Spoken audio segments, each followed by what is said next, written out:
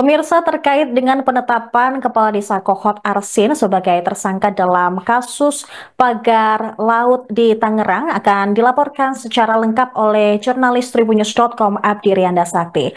Selamat sore rekan Abdi, silakan dengan Ya, laporan Anda. ya, selamat sore rekan Sarah. Bisa saya laporkan terkait dengan penetapan tersangka yang dilakukan oleh penyidik Direktorat Tindak Pidana Umum Baris Krim Polri yang dilakukan pada hari ini setelah memang pihak penyidik melakukan gelar perkara penetapan tersangka terhadap kasus dugaan pemalsuan di kasus pagar laut di Desa Kohot, Tangerang.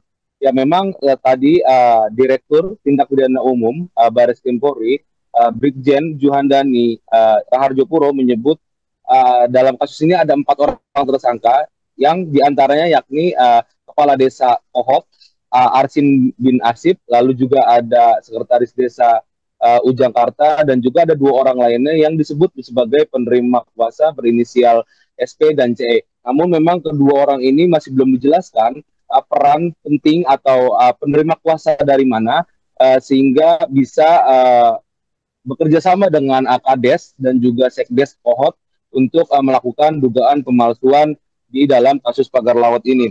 Ya, untuk di mana peran mereka disebutkan oleh Brigjen Juhandani, yakni keempatnya uh, bersama-sama membuat dan menggunakan surat palsu berupa girik, surat pernyataan penguasaan fisik bidang tanah, surat pernyataan tidak sengketa, surat keterangan tanah, surat keterangan kesaksian, lalu juga ada surat kuasa pengurusan permohonan sertifikat dari warga desa Kohot dan dokumen-dokumen lain yang dibuat oleh Kades dan Sekdes Kohot sejak Desember 2023 sampai dengan Desember 2024. Memang saat ini keempat tersangka ini belum dilakukan penahanan meski sudah ditetapkan sebagai tersangka oleh penyidik di Tipidum Baris Krim Polri. Namun penyidik saat ini sudah berkoordinasi dengan Ditjen Imigrasi untuk melakukan pencekalan terhadap keempat tersangka untuk mengantisipasi keempat tersangka ini melarikan diri atau melarikan diri ke luar negeri, maksud kami.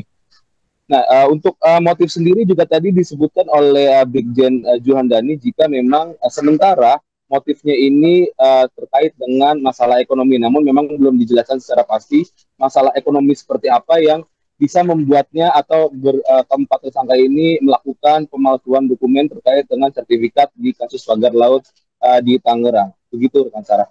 Baik, rekan Abdi, terkait keempatnya sudah ditetapkan sebagai tersangka walaupun saat ini belum dilakukan penahanan. Apakah sudah ada informasi terkait nantinya Kepala Desa Kohot ini akan diperiksa sebagai tersangka oleh polisi? Ya, memang tadi pihak polisian menyebut jika memang nantinya akan ada agenda untuk pemeriksaan para tersangka ini, keempat tersangka ini terkait dengan kasus pagar laut. Memang, namun belum disebutkan kapan jadwal pastinya pihak penyidik akan memanggil para tersangka ini karena memang saat ini pihak penyidik masih fokus dalam hasil gelar perkara di dalam kasus pagar laut yang menetapkan 4 tersangka yang salah satunya adalah Kades atau Kepala Desa Kohot, Arsin bin Asip, dan juga Sekdes Kohot Ujangkarta. Begitu, rekan Sarah.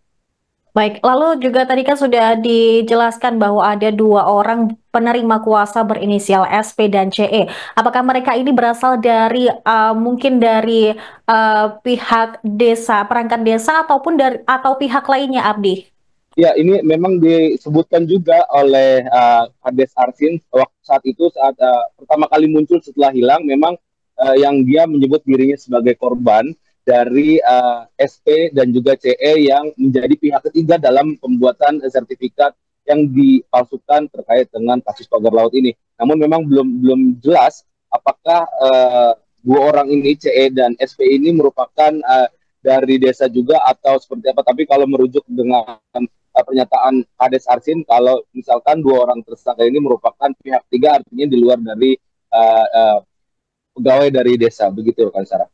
Baik, terakhir Abdi, apakah nanti juga ada potensi bahwa akan ada pihak-pihak lainnya yang akan ditetapkan sebagai tersangka oleh polisi terkait kasus ini?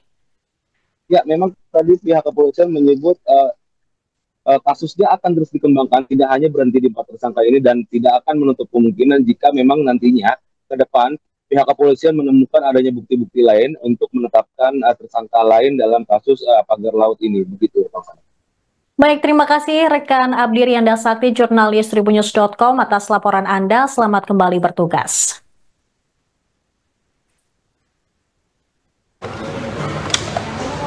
Kelihatan gitu.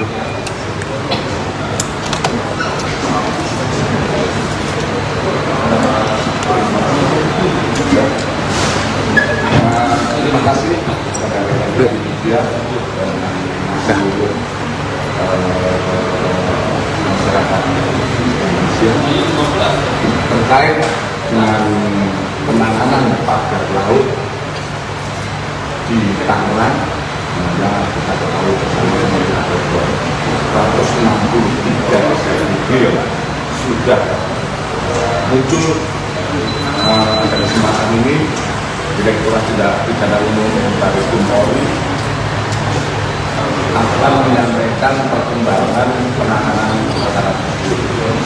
Dari penanganan perkara tersebut, hari ini telah dilaksanakan gelar perkara, di mana kita sudah mengumpulkan berbagai alat bukti terkait permasalahan tersebut. Kemudian dari hasil gelar perkara, pada kesempatan ini kami penyidik dengan seluruh peserta gelar telah sepakat menentukan 4 tersangka, di mana 4 tersangka ini adalah kaitannya seperti kemarin saya sampaikan bahwa itu adalah terkait masalah pemalsuan, di mana pemalsuan beberapa surat dokumen untuk permohonan atas hak atas tanah, di mana kita menetapkan saudara A selaku Kadis Pohon, saudara Puka selaku Sekdes Pohon, saudara SP selaku penerima kuasa, dan saudara KE selaku penerima kuasa telah kita sepakat kita tetapkan sebagai tersangka, di mana diduga keempatnya telah bersama-sama membuat dan menggunakan surat palsu berupa girik, surat pernyataan penguasaan fisik bidang tanah sporadis, surat pernyataan tidak sengketa. Download Tribun X sekarang, menghadirkan lokal menjadi Indonesia.